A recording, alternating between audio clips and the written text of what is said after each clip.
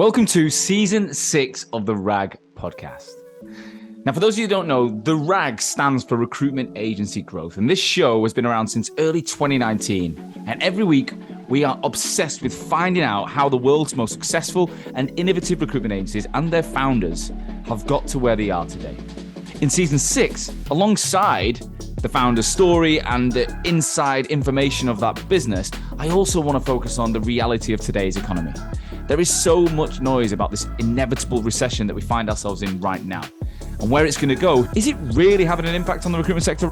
Are they seeing any change in job flow? Are they seeing any change in candidate control or activity? What is going on? I want to find out. So every single week, I want to forget the propaganda, forget the noise. I'm going to speak to a real life recruitment owner and find out what is going on in their business. I will bring it to you every single Wednesday from 12 o'clock across multiple platforms. Stay tuned. Hello and welcome back to another episode of the RAG podcast. On this week's show, I'm joined by Adam Richardson. Adam is the founder of Strive Sales, a dedicated go-to-market recruitment agency headquartered in Manchester with an office in Tampa in the US with over 20 employees. At the age of 33, this guy has had so much experience of running businesses. He got into recruitment when he was in his early 20s. Within a couple of years, he was already launching his business outside of the market. He then launched a recruitment agency and has now launched his second recruitment business. Through that period, he's seen so many ups and downs, specifically right now when you're doing go-to-market, which is predominantly sales in VC-backed software companies. 70%, well, over 70% of all the candidates in the sales market in VC-backed companies are underperforming, which means the knock-on effect to recruitment has been astronomical. He saw over 50% of the vacancies he was working on vanish at the beginning of 2022. So as a company, they've had to evolve, they've had to adapt, they've had to become BD focused. And in this episode, we talk about his experience of all these different businesses, but really how using all this experience enabled him to get through such a very difficult 2022. And they're now seeing the upside and it's starting to shift along with economic conditions. A young guy, super ambitious, super motivated, really knowledgeable. I hope you enjoyed the episode as much as I did recording it. So without further ado, Adam, welcome to the RAG podcast. Thanks for having me. Pleasure. I feel like we've been trying to have this chat for about 2 years, I think. I asked you 8. Just an hard man to find. You've been persistent. You're a busy bloke. Well, thanks for taking the time out, mate. I appreciate it. I'm in London today, and actually in the office of our sponsor, Recruit Hub. They've kindly given me a space to record because I'm in a few meetings this afternoon. And you're in Manchester, right? Yeah, we're in the we work on John Dalton Street, so bang in the centre. Absolutely sweating as much as me today. It's incredible out there. It's all right, to be fair. It's worse at home yesterday without the aircon. Well, good job you didn't go into town yesterday with the city parade. Was just bonkers. I imagine you wouldn't even get out. I did. I ducked out early, so got in the morning, kicked everything off for the week, and then I bounced at lunchtime. Are you a United fan or a City fan? I'm a United fan, so there was a couple of reasons. One, didn't want to sit in traffic, and I didn't want to see the city blue. Yes, I love it. I love seeing United fans disappointed this week. My mates are like, well, they said one of my mates has gone abroad, and he literally planned to be abroad so that no matter what happened, if we won or lost the treble, he's like, I'm just going to block it out and just get drunk and be away. So, which I thought was quite funny. But good times for me, not so much for you guys. We'll see you next year. But Adam, we wanted to get into I wanted to have you on the show for a long time because the first time I came across you guys was through Alex Elliott and John Coxon, right? So we did some work with those guys when they launched the Strive brand, which was and they sponsored our show a few years ago. I know Alex is still working with you guys. I don't really know where John is now. I think he travels and he lives a pretty cool lifestyle. Living the dream. But, he just lives the dream. But if he's listening, John, hope you're still good. But if we go back in your journey, then I want to go back to the start. But before we get into it, though, just tell us really high level bird's eye view who you are and who Strive are today. So like people, sector, locations, that kind of stuff, and then we'll go back and tell us story. Yeah, sure. So I'm managing director, and Strive, we're a go-to-market talent partner for VC-backed software companies. predominantly focus on building sales teams across EMEA and the US. Currently around 20 people. Got office in Manchester and recently opened up in Tampa, Florida. So the last sort of 12, 18 months has been a big focus on getting boots on the ground, getting people over there, getting the plan ready, and then, start growing out the US footprint. Yeah. And it's been an interesting 6 months, I imagine, or maybe even longer in your market. Yeah, our market, I feel like at times we're in the eye of the storm because we're so heavily reliant on like VC money. And I suppose like the state of the VC world over the last 12, 18 months has been so turbulent. We had like an amazing ride after COVID where the VC world just went nuts. Software companies were getting ridiculous valuations. They were getting term sheets without even meeting investors face to face. And it sort of created a bit of a bubble. And I think over the last sort of 12 months or so, that bubble's definitely burst.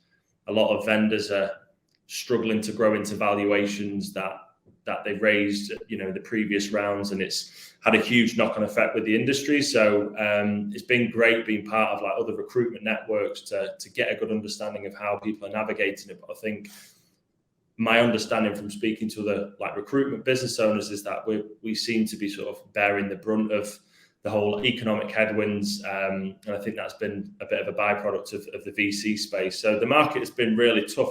I'd definitely say this is the toughest market I've experienced in my career. I think COVID was really black and white. Like it was, to start with, it was like recruitment, all bets were off.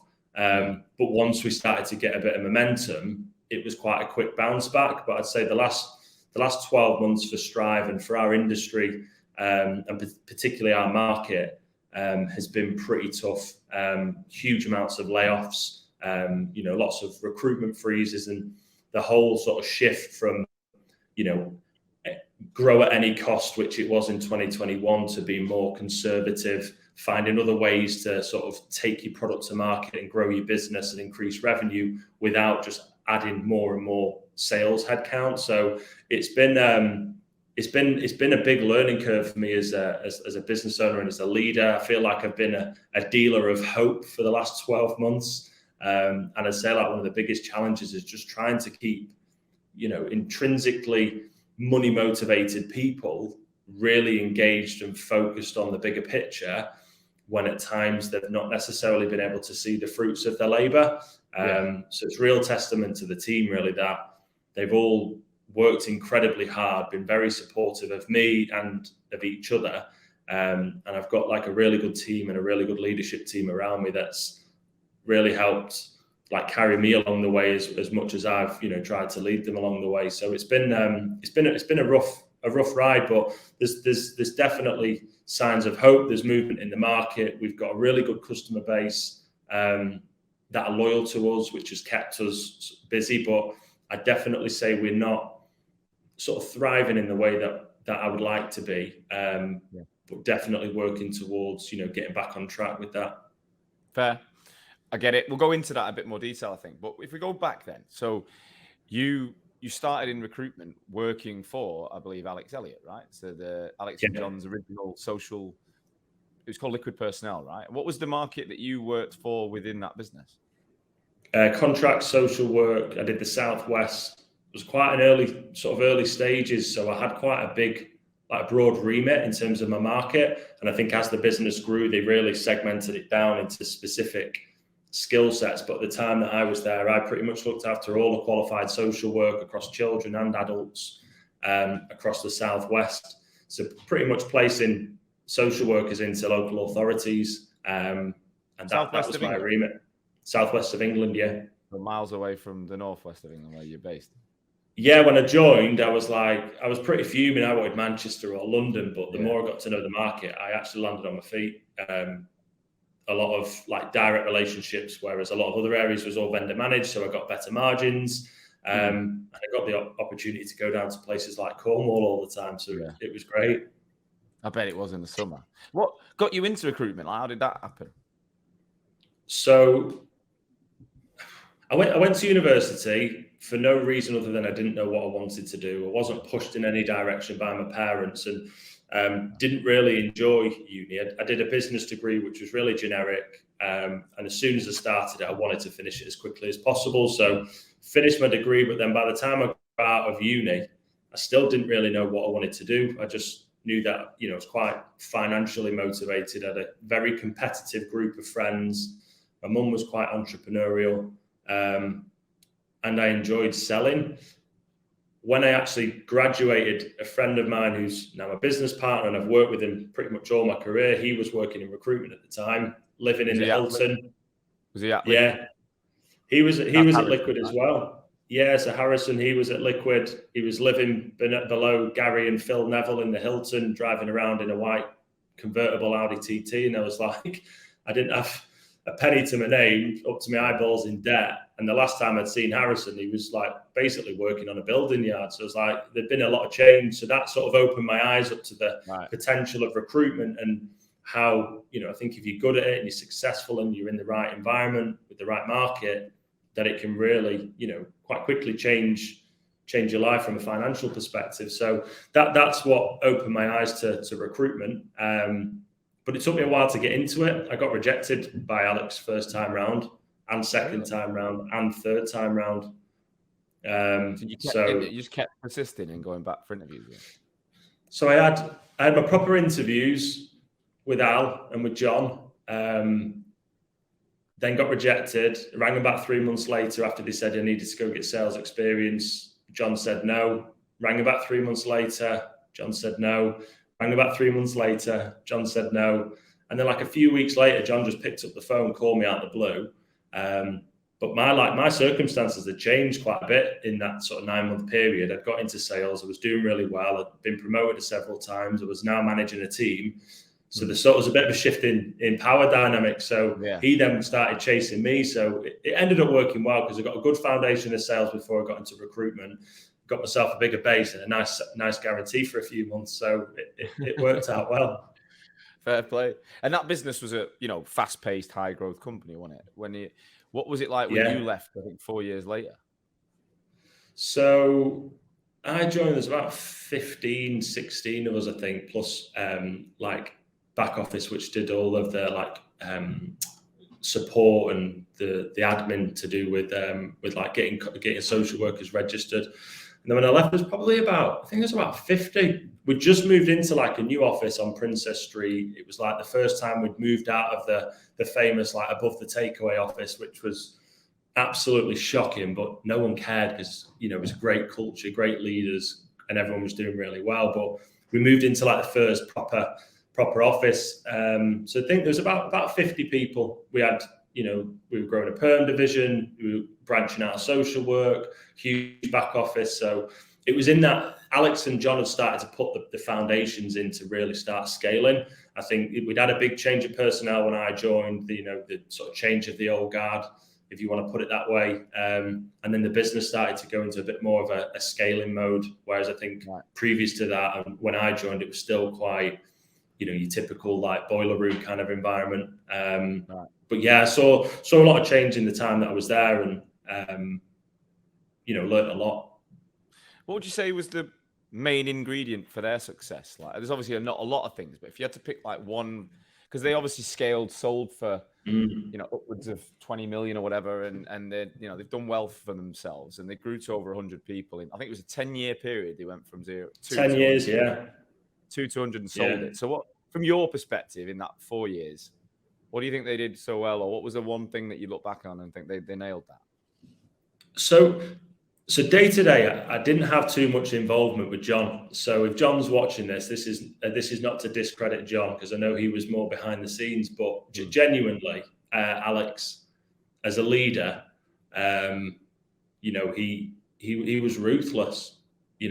Very, very demanding of everyone, but very supportive. He was present. He was just a great leader and created such a great culture. He kept the standards extremely high, never let them slip. And he knew everyone really, really well on a personal level, and just knew how to get the best out of people. And he's still like that now. I don't know how he's got the energy for it. Built that business in 10 years, sold it, and now working with him, he's not changed one bit. Yeah. And anyone that's worked with Alex, that worked with him for a long enough period of time, that got to know him and he got to know them, don't know anyone that would ever say anything otherwise about Alex. He's exceptional at what he does, and extremely ambitious. Love that. So why did you leave? If you're working for a great business that are growing, you're making good money, you're doing, why did you go? I get bored quite easily, and I know I got bored quick there, because recruitment at the time it came quite easy, and I don't know if it's like a bit of beginner's luck, but I pretty much hit the ground running, was doing really well, and I got to a point where I was sort of like just ticking over. I got promoted on the Monday, and then I met with Harrison on the Tuesday. He'd already left. We had a conversation about setting up a business on the Tuesday, and then I quit on the Friday. Right. So it wasn't like a long period of like disengagement. I wasn't happy or things weren't going my way. I was at the peak in terms of the number of contractors I had, my billings, my earnings. And I think if it had carried on, I would have, continued to do really well and progressed throughout the business. But yeah, we got an opportunity, and I just took it and took the gamble. You two did it. This wasn't the recruitment firm, though, was it? No, we set up. Me and Harrison, we set up at the time. It was originally a claims management business. So back in the day, before they all like blew up and they're everywhere. That turned into like being quite a data-rich business, and then we started monopolizing on the data that we had and selling different products, which eventually then developed into a fully regulated online credit brokerage, which we sold in 2014. How did you go from being a recruiter in social to just suddenly becoming a claims management expert? Because that's what I did in the call center when Alex rejected me. Right. So you'd been doing that before recruitment, right? So you had that experience. And that's Harrison, did he have experience in that as well? No, he had the network and I had the expertise. So he basically knew how to get in with the companies to manage all of the claims, but he didn't know how to sell them. Right. So what happened to that bit? I mean, I don't want to go into massive detail about that business, but how long did you have it and you managed to sell it, right? Yes, I think it was 2012 to late 2014, like back end of the year. So it eventually evolved into an online credit brokerage where we offered an online service where someone could apply for as many loans as they wanted with a single application. So like if you're trying to apply for like car finance or a credit card or a secured loan, you typically you go to one lender and you fill out one application, you get one decision. Whereas you come to us, you could select 20, 30 lenders and get a decision within minutes. Once they got approved, we got paid. And that then was just super scalable. So we did that, grew really quickly. There was big changes in all of the regulation. It went from like the OFT to the FCA. And by luck, because of the name of our business, we were one of the first in the country to get the license, because the business was called A to Z Loans. Right. So we were the first to get the full FCA license, which meant all of the big credit brokers in the industry wanted to buy the business. So we sold. Wow. So what did the business look like when you sold it? Big tech team, big online, like multiple brands online, and a big customer service contact center, basically. How many people did you have? It's about 40, I think, in total by the end of it. In less than 3 years? Yeah, in a little grotty office in Stockport, which is where we started Insight. So you sell this business, and was that life-changing money? Or was it like, could you stop working? Like, what was the reality of what you realized from that? No, it wasn't like life-changing money. The industry became we were out of our depth from a experience perspective, and the compliance and stuff was just ridiculous. The banking side of it was really challenging as well. So we got an opportunity to, I suppose, to cash in. And then I just went straight back into recruitment. Right. And how did that happen? Because you started Insight with Was it Harrison as well, or just you and Sean? No, it was Sean. So I'd known Sean for about 10 years through Sankey's. So he was the DJ at Sankey's and I was a regular during my uni days, and our friendship groups ended up mixing up together and got pally with Sean. He was at S3. And it was literally like just by coincidence. I'd sold A to Z as he was leaving S3. And it was just perfect timing, really. And yeah, like I said, we pretty much used the office that we had in Stockport to set up shop and get the ball rolling. Once we started getting a bit of momentum, we then moved to Ancoats and set up in Jackton House, and then that's where it went from there. So you've gone from, this is quite an interesting journey, really. You've gone from, brokerage, lending into recruitment. You then leave to start your own brokerage. You sell it. You go back in to start a recruitment firm. So you've already got this, and you must be what age? About 30 at the oldest at this point, and you're already like into your. No, I was earlier. I'm only 33 now, so. Right. Yeah, so you're like a serial entrepreneur in your 20s. I was about 24, I think. Where does this desire to keep starting things come from and not just get jobs? I don't know.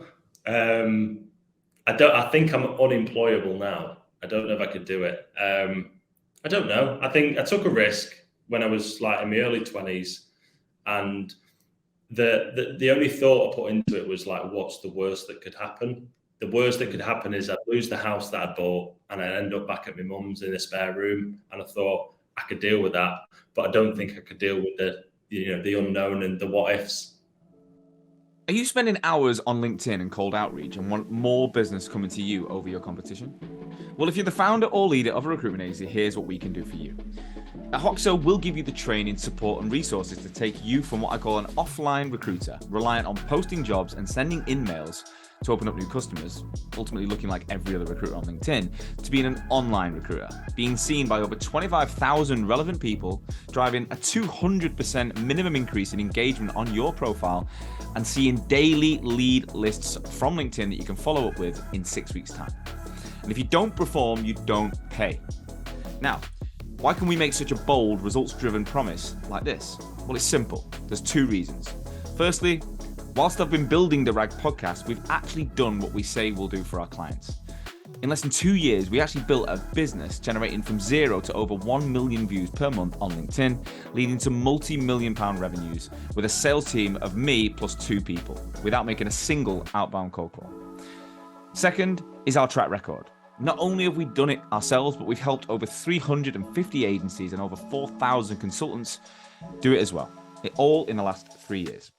Now, if that sounds of interest to you, click the link associated to this episode and we can book a call and tell you how we can help. Right, let's get back to the show. But not many people have the even mindset, confidence to go to that place at that age. Like I was probably, I was 29, 30 when I started my business, and it was on my radar for about 3 years, but I probably didn't feel old enough or experienced enough. And again, I'd bought a house just before, and you kind of tick a few boxes mentally, don't you, before you go and do it. But you just got there a lot faster, which is testament to you. Yeah. So you start Insight. What happens to Harrison at this point? Because he's just sold with you. You're in it's your Harrison took a couple of years off. Right. He was involved in invested in a couple of businesses with people that we'd met along the way. But the crux of it was he basically took 2 years off, and he was involved with Insight like very briefly, but yeah, he basically took time off. What was that like going from one business partner to another? Like suddenly you're back in the game, running a company, but you got a different partner. It's a bit like a relationship, splitting up with one and suddenly you're in a relationship. How did you find that transition? It was very different. I mean, me and Harrison went to school together. I've known him since I was 10. Whereas with Sean, I knew him, through Sankey's. He wasn't like a really, really close mate. But what Sean had was 15 years in a large corporate S3 kind of environment, worked his way up to director level. So there was a massive pull there for me because I could learn so much from him. And he was, he was great. Learned a lot from Sean. I think from my side, I'd had the experience of running my own business. I had good recruitment experience. Maybe that's some of the things that he saw in me. You know, I'm a bit younger than Sean, so still had a lot of energy to get things going. But Sean, you know, like most people that have come out of S3 that get to the level that Sean did, you know, they've obviously got a lot about them, a lot of experience, and a strong pedigree for running a recruitment business. So it was good. I think me and Harrison, you know, we were just, I suppose, more like hustler mentality, like two young lads just winging it. Whereas I think what I saw when we set up Insight was, at the time, this was my, you know, I'm thinking, right, the next 10 years, this is it. And then get your fuck you money, basically, after a sale. Yeah. So that was the plan.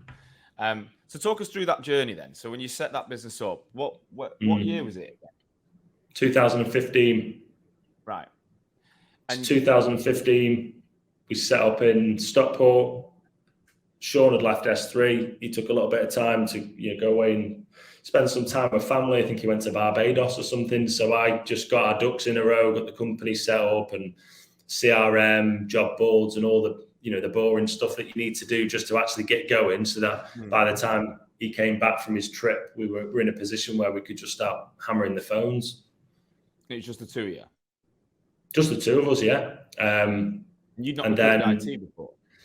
Never recruited IT. Didn't know a single person in the IT. Well, I tell a lie. I had from A to Z. I had a lot of like partners that I worked with, so that was good because I could actually tap into them as like an immediate client base. Yeah.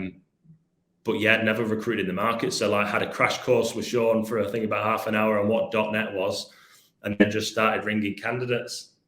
And I remember the first candidate I ever spoke to, I placed. And placed him a few times, and he was good to me because I just said, listen, you're the first person I've ever spoken to in the market. I need you to help me out. And he was great. That is luck. And he ended up becoming quite a good mate. He's not with us anymore. But he basically taught me as much as I could about .NET as quickly as possible. And then we started bringing people in from Sean's network that he knew, people that I knew. And then the business just sort of went from strength to strength. We brought on some really key people that helped get the business to where it was when I left. And how long were you there for? 4 years. 4 years. Yeah. But there was an interesting point where in 2017 you started Strive with Harrison. Yeah.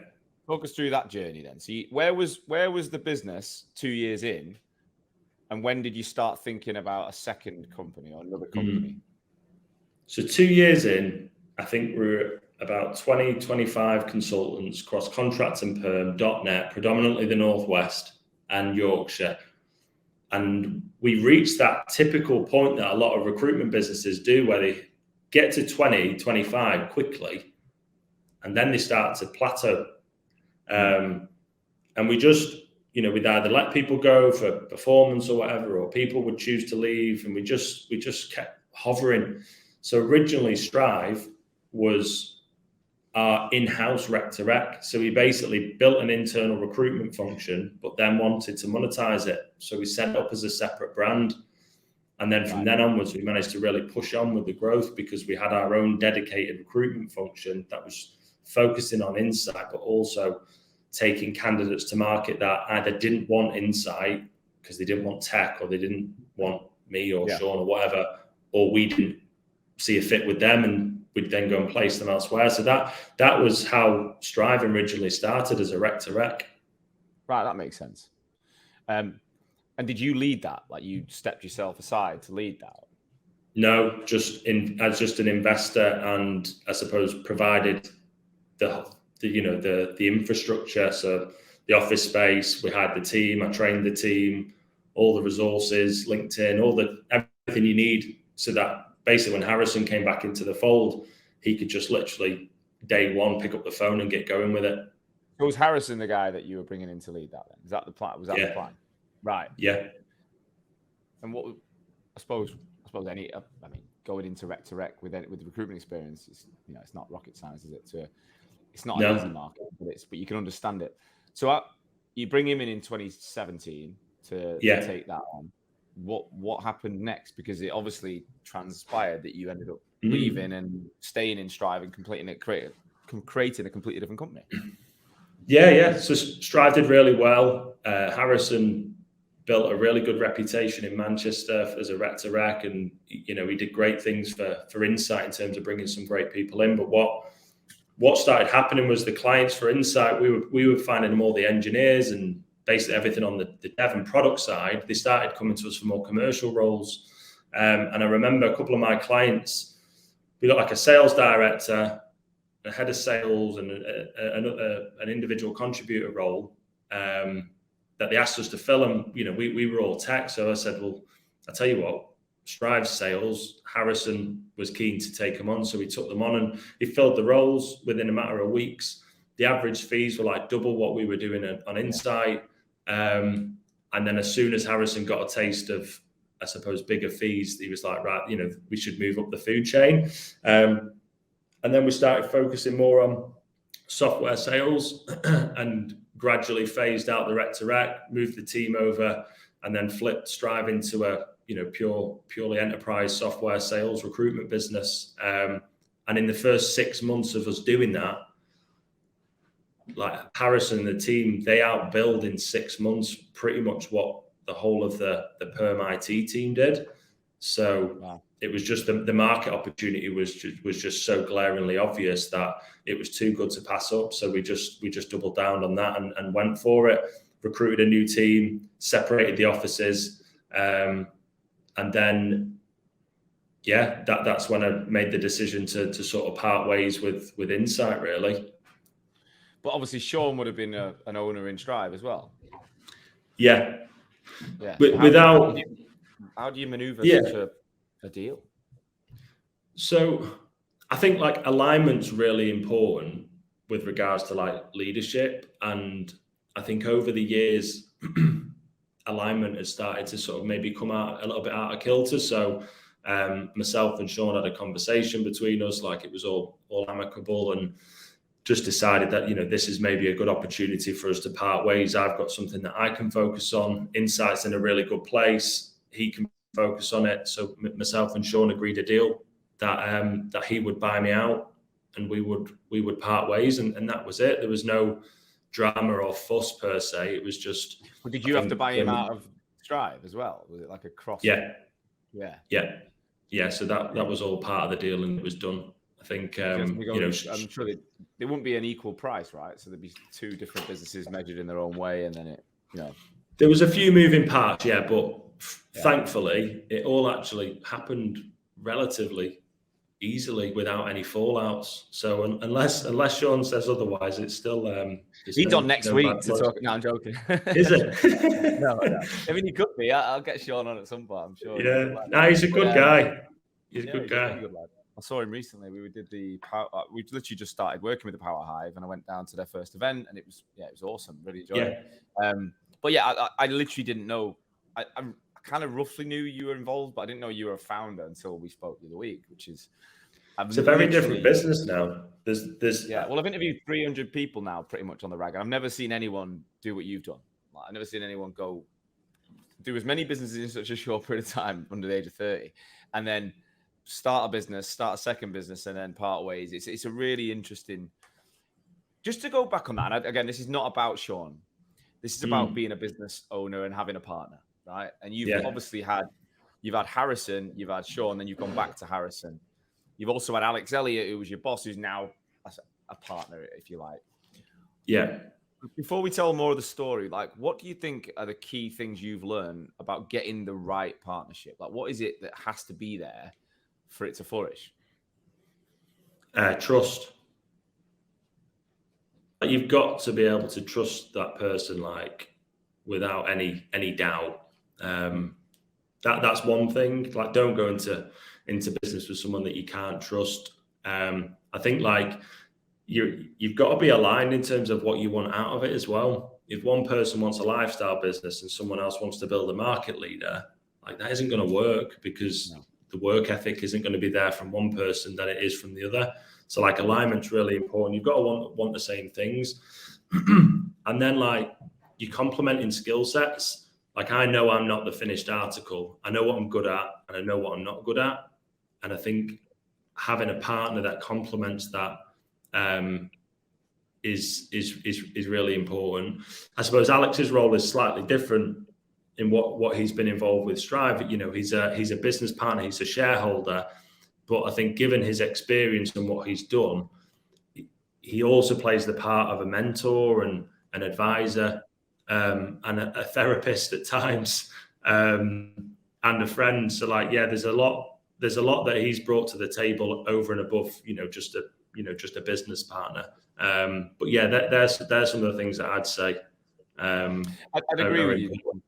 I'd agree with you completely. If I look at, it's mad. I mean, it's a slightly off topic, but if I look at my romantic relationship, right? So I was married in London and we split up and I got divorced. And I remember thinking at the time, I know it's mad, but I remember thinking, I trust Amma, my business partner, more than my wife. Right. Like, I genuinely did. I was like, I could say anything to him and I know he'd just believe me. Like, I don't have to convince him. I can say something and he just takes it at face value every time. And likewise. Whereas in this relationship, found myself constantly trying to justify shit that I shouldn't need to, and vice versa. I didn't really believe what she was saying a lot of the time. And it turned out I was right in that instance. Now I'm in a relationship, I'm married again, right? And I'm not Ross Geller in Friends before anyone thinks it. I don't get married just for fun, but I'm in a relationship now. I'm in a relationship now where I would say on both sides, it's the same.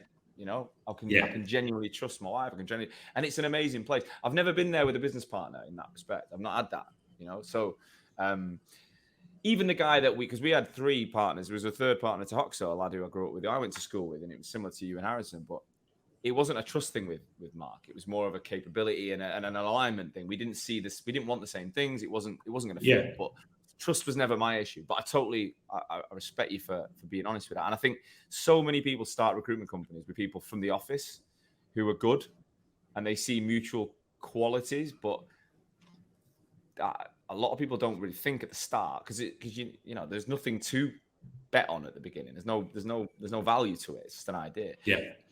I want people to think about these things because it's really important. Take us from 2019 then now. So is this where you brought Alex and John in and you started to make this a serious business? Yeah. So we parted ways inside Strive, me and Sean. The sort of split was, the deal was stamped and it was all done. And then we moved into the new offices. And then I think it was October, November 2019 was like my first proper day in the office with the team. And then that was like, day one. Within a few weeks, pretty much like sacked most of the team and started afresh. Why? I think like culture and values just weren't right. With some of the people that we had.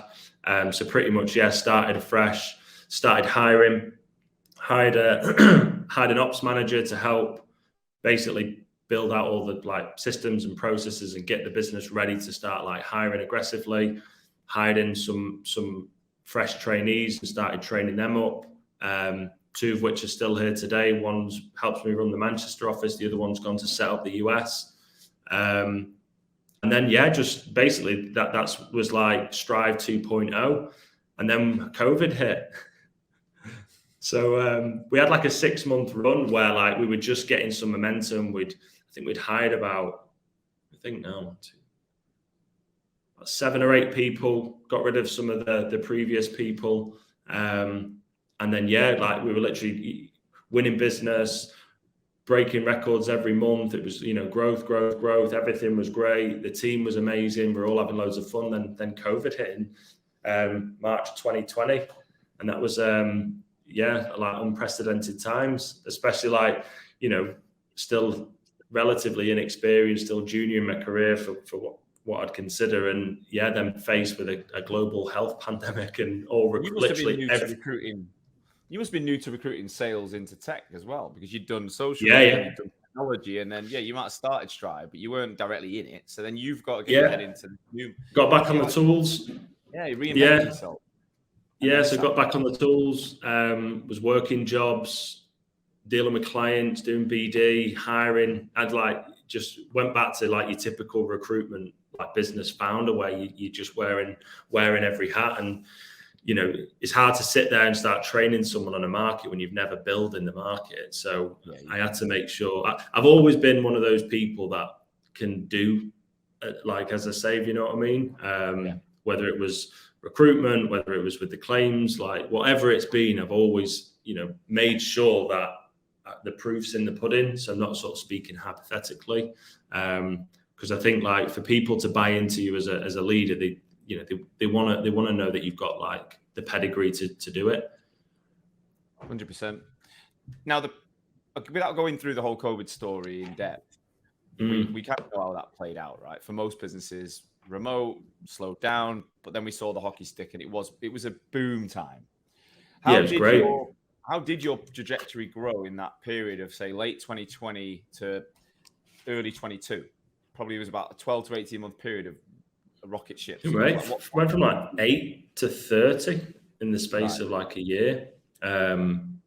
Revenue was just went through the roof. The whole business changed, the quality of business that we were winning, the clients that we were working with, like the business completely transformed, and we did really well. Like 2021 was a lot of fun. You know, it was great. And yeah, we grew really quickly, and it was, it was amazing. Like we had our first £1 million biller within like 2 years of the business being set up. You know, grads coming in earning 80 grand in the first year. You know, it was really good. How did your role evolve as it got bigger and more established, and you know you started seeing those numbers go up? What did you change, and what did you spend your time doing? I spent a lot of time on hiring. That was like most of 2021 was hiring. I managed to like delegate a lot of the like client work that I was doing to the team because they started, you know, progressing and the capability increased. So a lot of the people that we brought in just before COVID, they basically took over my client base, which let me focus more on the business. So yeah, spent a lot of time hiring, training managers, and that was most of the year, was just like growing the business, and like trying to basically develop the next phase of like leaders within the business. And Harrison, how did yours and his role evolve? Because you said early on you complemented each other's skills. When you're doing that, you're looking at hiring and training. What's he spending his time doing? So Harrison's like is just naturally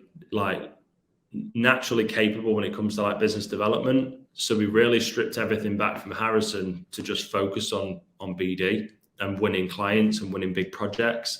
And then I basically took care of everything else within the business, from operational, from marketing. We've got a really good finance director, really good ops manager.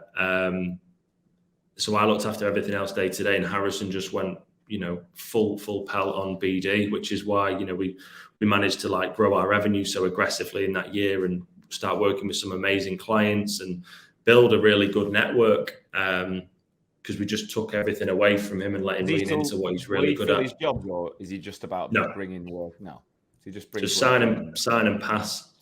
Yeah. Which is it's probably more my strength, I think, as well. It's probably where I have lent. Amma's been more like you in my business, where he's kind of dealt with what's come in and I think marketing and sales has always been on me, and then everything else has been on him. But he is also a sales guy, right? Like you are, and gets his hands dirty and leads that as well. I'm still hands-on. When it comes to leading a sales team, sorry to interrupt. When it comes to leading a sales team, though, is that still more you than Harrison, even though he's out there? He's not. Me. So I managed the whole team. You know, that everyone pretty much reported upwards into me, and Harrison just kept doing his thing. And what happens when, like, how do you manage Harrison's? Because he's doing the same as the sales guys. Do you have to manage him, or does he? Like, how do you two balance that? You don't need to manage a founder. You know, his interests are my interests. So, you know, I know whatever he's doing, wherever he is, it's all with the businesses, like, you know, at the center of that. So no, haven't necessarily had to manage him. And to be honest, I don't think I'd want to.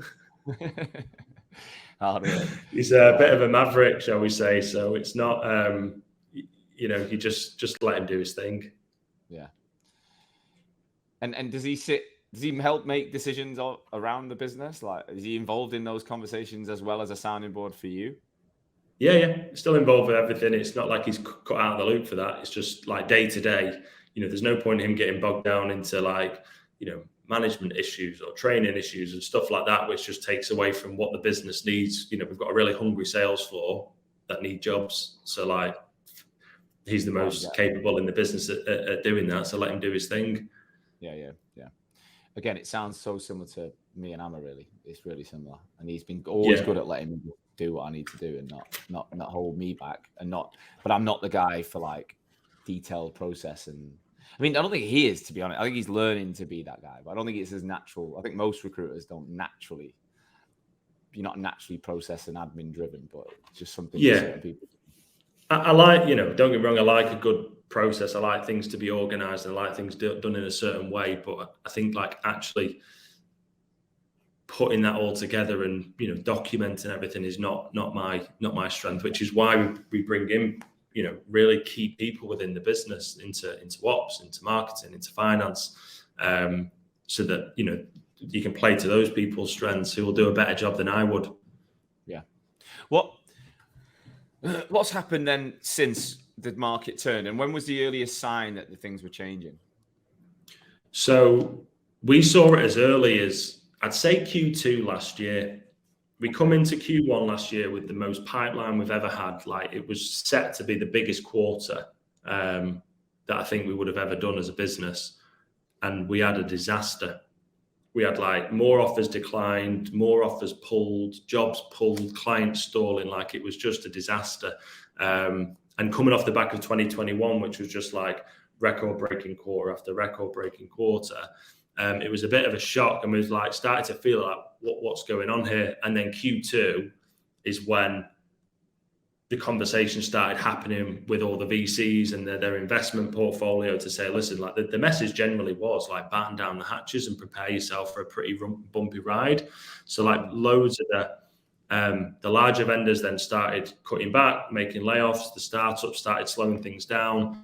And then throughout the year, it was just, layoffs throughout the industry. And then Q1 this year, I think there's like 200,000 layoffs across 700 companies, just specifically within our sector. The figure's probably higher now. I've not checked that for a few weeks, but yeah, it was pretty bad. So 2022 just felt like a slog. We still, did well as a business. It was still record breaking from a profitability and revenue, but our expectations were up here and we landed like down here. So there's loads of positives to take from last year, in terms of the things that we did within the business and how the business looked. But the market, literally just the rug got pulled from under us. And then it's been sort of similar story this year. How did you cope with it when it first started changing? Because I've been there where you've had a really good quarter and then suddenly it just changes and you don't know whether it's you or whether it's the people in your business or whether it is the market. You can't be 100% sure whether your people are taking the piss or they're taking the foot off the gas or you're not pushing it hard. Like, how did you deal with that in the early days of that change? I think everything you just said. Like, at first it was like, giving everyone a kick up the arse. This isn't good enough. Look at last year. This isn't, you need to be doing more. And then like when everyone and all your senior leadership are telling you like, no, Adam, like, really, this is what's happening. And then just speaking to people, speaking to my clients, speaking to investors that we work with and like all the partners that we've got within our ecosystem, just to get a flavor for what's going on within the market. And then you start to get a feel for it. And when you're so focused on building sales teams and like go to market as a whole, and your customers aren't selling, it's quite indicative of what to expect. If you've got a sales team that you typically build for a company and they're not performing, what do you think the knock-on effect is going to be for hiring? Like, it's very much a leading indicator of, hiring is going to slow down. And, there's some stats at the minute. This 79% of sales reps in our industry missed quota last year. Wow. So it's like quite indicative of the market. They're selling to large enterprises and large enterprises are cutting back spend on on software or trying to consolidate what they're doing, the vendors aren't going to be selling if they don't hit the number that they're supposed to be hitting from an ARR growth rate. They can't raise the money, they can't hire, and it all just has a knock-on effect. So yeah, last year's when we first saw it, it was, it hit us like a punch in the face, particularly after 2021 was such a high. Yeah. And then the last sort of 12, 18 months has just very much been focusing on engagement, motivation, getting the team, pulling them together, focusing on development, focusing on areas within the business. What did you specifically do? So you go from, again, I'm not putting words in your mouth, but you believe your own hype a bit. You have an amazing year. You're like, we're growing, we're fucking wicked. Suddenly you get a slap in the face. Then your leadership team start to wake up that actually, I've got to listen to my team here. What were the logical steps you took then to take action? So understand like what's happening, why is it happening, and how does this look, and sort of time frames. So once you sort of come to terms with that, then start looking at things like, right, well, what does the business need? Well, we need jobs. So let's double down on BD. Quite pragmatic about it. So we started focusing on developing more people on BD, whereas previously, like most of the business was propped up through loads of delivery consultants and me and Harrison just bringing on loads of business through our own network. So it was, shifting people, pulling people off delivery that we knew were capable on the BD side, focused on building out our whole, our own go-to-market playbook in terms of how we will win business. Because the difference of, one of the things I've found is going from Insight to Strive, our customer base, if you're selling to techies, CTOs, heads of development, they don't necessarily know what good sales look like, even if it hit them in the face. That they know what a good engineer looks like, but they don't know the sort of art of sales and what a good salesperson looks like, and if they're being prospected, like what good prospecting and bad prospecting looks like. But when you sell to like an American VP or chief revenue officer who leads, a huge organization generating hundreds of millions in revenue, if you're not prospecting them in the right way, they won't even entertain it. You send one bad email, you're dead to them. If your cold call's not on point, you're dead to them. And if you don't talk their language, they're so unforgiving, particularly the Americans. So it was focusing on like actually building our playbook when it comes to winning business. And I'd say like our business itself, from a BD perspective, like looks more like what a contract BD like desk would look like. It's so BD focused. The guys pretty much spend all day on new business. So that was a big thing, was like actually upskilling people on BD, building out the playbook, rolling that out, trying it and testing it, redefining what our ICP was. The kind of customers that we worked with before the pandemic look very different after the pandemic. And then also when the market shifted, those kind of organizations just weren't using recruiters. So we had to shift and find a different kind of business that we would go after. Still the same role, still the same ecosystem, but a different stage in their journey. So that was a big shift. And then it's just about like executing it and like having confidence that what you've put together is going to work. And I'd say like, that took a good 6-9 months to really get going and get people upskilled. So they started winning. And we're really lucky that, some of the people that we put on that role have done really well. Like one of the guys now is just absolutely smashing it. And he's been so consistent from the moment he stepped into that role to where he is now. He's been like a real driving force behind, I suppose, like keeping things going for the last year. Yeah. Over 70 founders have launched their businesses on RecruitHub in the UK, USA, and the UAE. One of them is Kyle Winterbottom, the founder of Orbition Group. Also an Hoxo Academy client, Orbition are a niche talent consultancy operating exclusively in data analytics and AI. They work across the UK, Europe, and the USA. In just over 2 years of trading, the company's gone on to build a huge client base globally in the data analytics space. Kyle is voted one of the top 100 most influential people in the market, and he's built an industry-leading podcast like The Rag with over 20,000 listeners in 128 countries. Before joining the Recruiter Hub, Kyle spoke to at least 5 other support companies, and all of them wanted him to either invest a lot of his own money up front, but then he'd only get a very small percentage of the money that he'd invested against the cost to start, or they just wanted to take too much equity. For Kyle, Recruiter Hub was the right option. The company has been able to lean on Recruiter Hub very heavily since starting, and Kyle and Edmund and the team have got such strong relationships. and it's all contributed to the growth of the business. Since launching, Orbition has benefited from the tech startup, the planning, the legal, the finance, the incorporation, and Kyle's been able to focus on the bits that he knows best. That's content production, that's global data, community building, and generating huge fees. Now, if Kyle had known about Recruit Hub earlier in his career, he said he'd have launched much faster. So anyone who's listening to this episode thinking, I think I could do this, you really need to read Kyle's story. And you can read Kyle's story and find out more about Recruit Hub via the link attached to this episode. Right, let's get back into it. And are they all filling their own jobs when they win the business? No, sign and pass. So it's all 180 basically. Everyone's got either. Yeah. Who manages the client relationship? So if I win a role, pass it on, do I give the whole relationship to that guy, or do I have to manage the candidate like delivery? Depends. It depends. If it's like a one role, the BD person might keep it and manage it. If it's going to be like a project, we normally pass that to like a project manager who will deliver with the team. So like some of the most of the clients that we work with are not, spot placements. It's like 10, 15 hires plus. I think like one of the biggest projects we did was like a 30-person full go-to-market team for EMEA in 3 months. So like that is just going to take away all of the time of the BD person, which means you're not winning any business for that 3-month period. It means you're back to zero when you start again. So those kind of projects we will just pass to a delivery team to project manage and make sure that that's delivered properly, and the BD person can get back on the blower and win more. Makes sense. It's quite a lonely job though. That's one of the part of the feedback. It's quite, you're just constantly on the hamster wheel. So it takes a certain type of individual to enjoy doing that. 100%.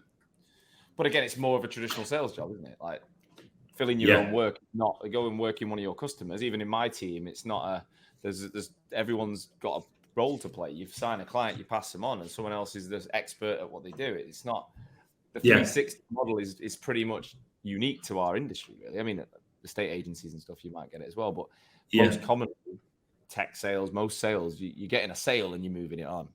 It's unproductive, isn't it? The 360 model is really like inefficient. It is, but at the same time, unless you're signing retainers, I can see the challenge with the 180 model, because if you're not actually generating revenue from that first interaction and you're just passing on an opportunity that's contingent, it's very, if I'm only passing on work and I'm never in control of the sale, that's where the challenge comes in. And I think, when I look back at my career as a contract recruiter, I was pretty fucking good at both of them, right? I was really good at winning business and filling it. And then as my career evolved and I built a team, I was responsible for winning it and what you were doing. And the challenge was always getting someone as good as you to fill those jobs. But we were still forcing them to go out and do BD as well. I never actually worked in a way at that point of just getting them really good at the candidate side. I never had any experience of that. And I do know companies that have done it really well. They typically set up more like a tech play than a traditional recruitment side. Yeah, I think like Liquid, I was all 360. Insight, when we first started, I was 360. But once I'd built up a really good contract book and a good client base, most of the clients who come to me, I'd get the role and I'd pass it to one of the team to fill it. I'd normally know who to go after, but I often found that played to my strengths as well. And I think if you wanted to like really scale it, then I think that the sort of 180 model works a lot better. Agreed. So when did you launch Tampa? Was that in the midst of this storm of the market being down? Why do you think about that? So we come out back after COVID. Everything was going great. I think it was Q4 of 2021. We agreed, right, let's go for the US. And then we had like a 3-month research project to find the location, found the location, and then started the process in January 2022. Took a year to get everything like done. And then we were just waiting on like visas basically Q1 this year. So it took us like a year to get everything done. And I think once you're in, you're in, and we were fully committed to the US. We've been really smart with our money ever since day dot. We've basically saved every penny that we've ever had. Like myself, Harris and Alex don't take big salaries. We're not like splashing the cash unnecessarily. We've reinvested and saved everything. So despite the market still being a bit slow, we still had the cash to push on with the investment and the expansion. So we just decided to go with it. The people that we've got that have gone over there, we've got absolute confidence in them all, like a really good team that all really complement each other. And I know that they'll deliver.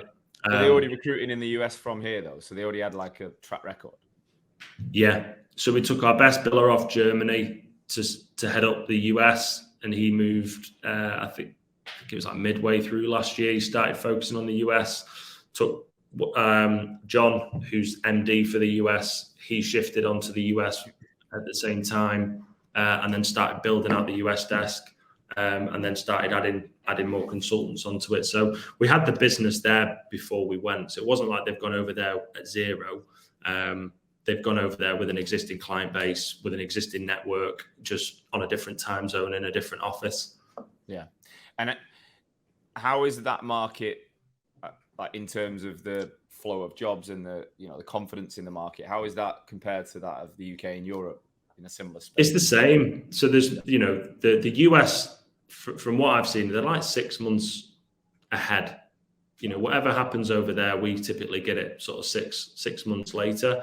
So they're ahead of it than what we are. So it's been really tough for them. Like the BD in the US has been tough, but it's that big. The market's that big.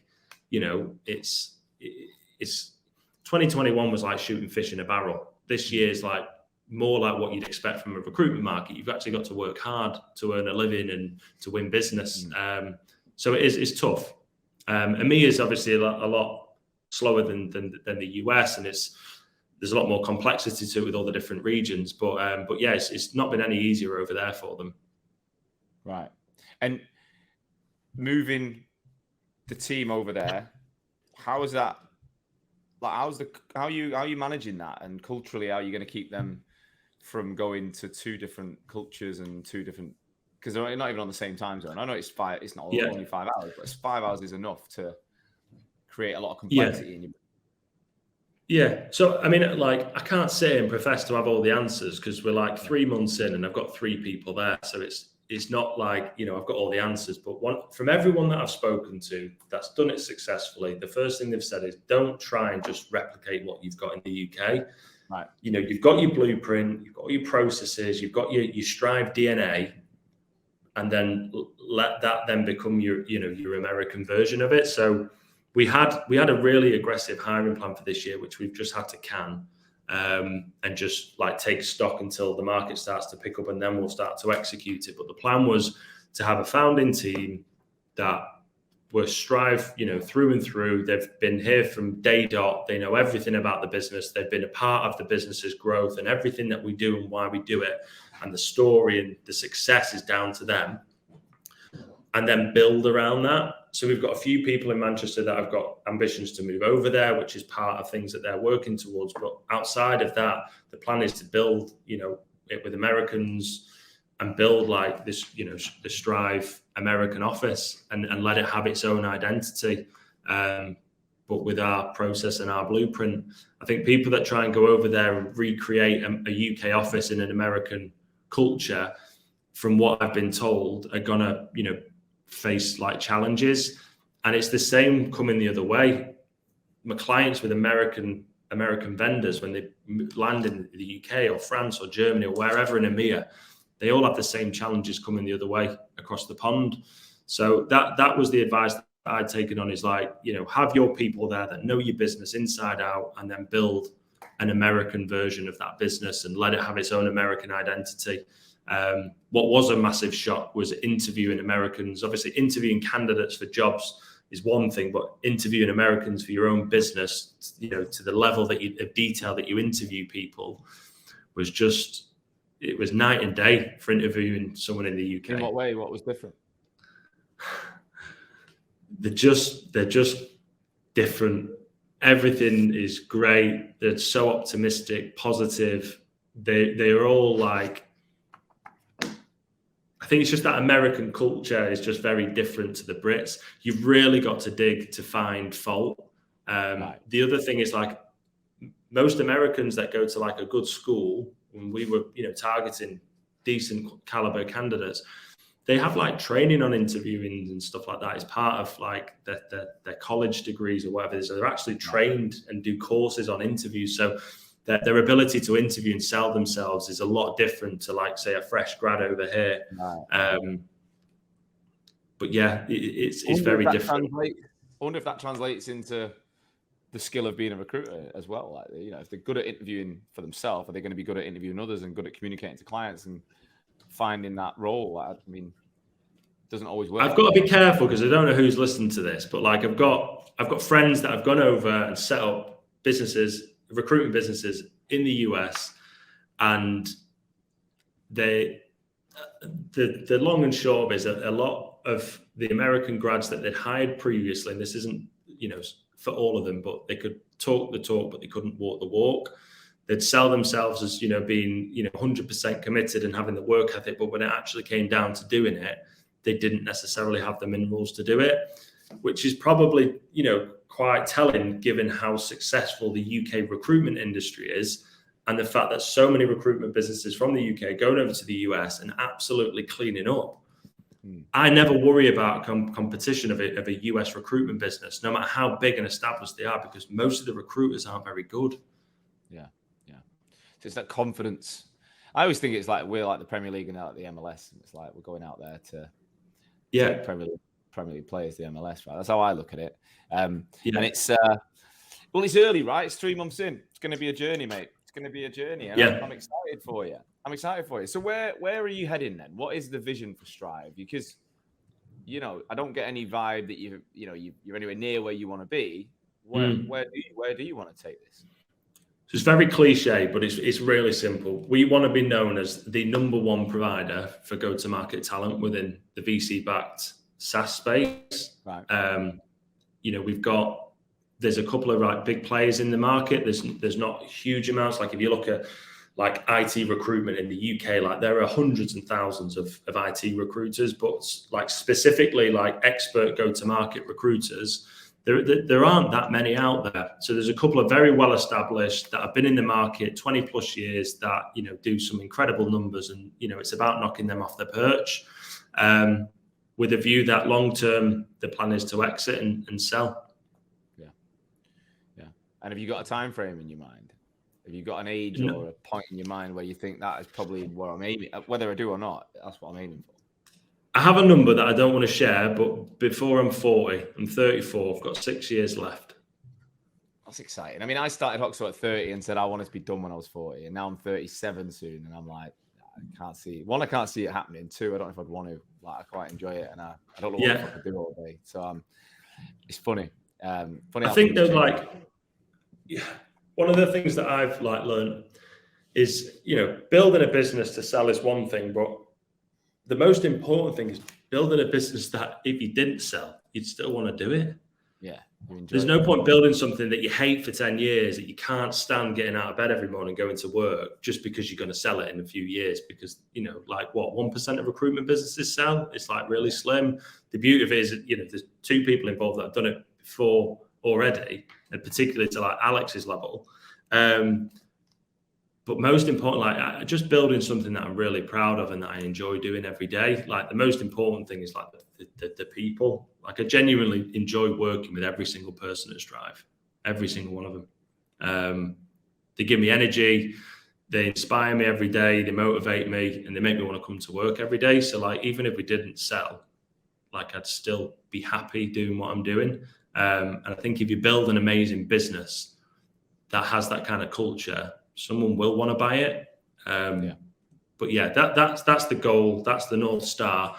But like most importantly to me is like just doing something that energizes me every day. Yeah, I think I'd agree with that. So if you look back then at all of the entrepreneurial endeavors that you've been part of, and there's someone sat here today who's perhaps never started a business but wants to soon, could you give them any advice, like just basic stuff that you tell anyone, like you definitely need to consider or think about if you're going to go on this journey? Because being an entrepreneur isn't actually for everyone, right? What's the reality of it, and what do they need to work out before taking that plunge? I think like the people that you've got around you and who you're going to do it with is a big part of it. If you're going to do it on your own, it's going to be a lonely place. Throughout my career, there's been a lot of ups and downs, and I don't think I would have been able to, keep going if I didn't have people around me to prop me up or someone to share the journey with. Like with A to Z, for example, I think it was nearly bankrupt 3 times. The bank pulled the plug on us 3 times and kept all the cash that we had and nearly starved the business. Like going through something like that on your own wouldn't be pretty, but having someone to, share a beer with and, frankly, to go out and get bladdered and deal with it in the morning sort of helps. So I'd say definitely pick the right people. And the other thing as well, like, and I know I'm maybe a bit hypocritical saying this, but like, there's no rush. Yeah. I think finding the right, like the timing is really important. The timing when I left Liquid was, an opportunity presented itself. I was in a good position to do it, so I went for it. But I think there's so much pressure, particularly on young people now on like social media, that they're like living this lifestyle, boats, yachts, private jets, flashy cars and stuff like that, that there's so much pressure to like live that lifestyle and, be an entrepreneur and, be a millionaire, that people are in a bit of a rush and like looking for an opportunity to do it rather than necessarily, when the timing's right and something presents itself, going for it. But I think when that opportunity does present itself, is like just go for it and back yourself. That's something that I'd say. So people and timing and just backing yourself and going for it. Like failure's it's not a big deal. I've failed so much in my career. Like, there's positive ways of spinning things, but sometimes it's just been like we've failed. But don't be like afraid of it. That makes sense. Adam, we've gone full time now. We've been over an hour. I want to say thank you. It's been a pleasure. I'm energized listening to you. You're a bit younger than me. You're a United fan, which lets you down. But apart from that, everything else I've heard, I'm energized from. And I think, you know what? You've done so many different things. I've got no doubt Strive's going to smash it. If anyone is listening, going, I like that guy, I'd love to just pick his brains. Is it all right if they just drop you a note on LinkedIn or something like that and open up a conversation? Yeah, absolutely. Yeah, most people who've been on the show, they cite that there's always a founder or someone out there that just wants to ask a few more questions based on something they've heard. So I'll tag you in everything here. We'll get you on again in the future, no doubt. Sometime in the future when you're closer to that 40-year-old mark. You're still a lot further than me. And good luck, mate. Look after yourself, okay? Yeah, thank you. Thanks for having me, Sean. Pleasure. Thank you, as always, for listening to today's show. I truly, truly hope that you got value from it. That's the only reason I take time every week, is to ensure that my audience, future and existing recruitment owners, are learning from each other to make this industry that I love so much stronger. Today's episode was brought to you by Hoxo Media. I am the CEO and founder of Hoxo Media, and we are the world's leading content marketing and personal branding agency for recruitment businesses specifically. So we are working with over 200 agencies and 2,000 recruiters right now, both managing the brands, producing content, building written, video, podcast content for niche recruitment agencies all over the world, as well as coaching at a desk level individual recruiters in your businesses how to be better on LinkedIn. That's how to brand themselves. That's how to produce content. That's how to use the opportunity on LinkedIn to get traffic to their profiles and turn that into business. We're coaching people all over the world every single day. If any of that sounds of interest, please do visit www.hoxomedia.com or drop me, Sean Anderson, a personal message on LinkedIn. I would love to talk to you. I'll see you soon.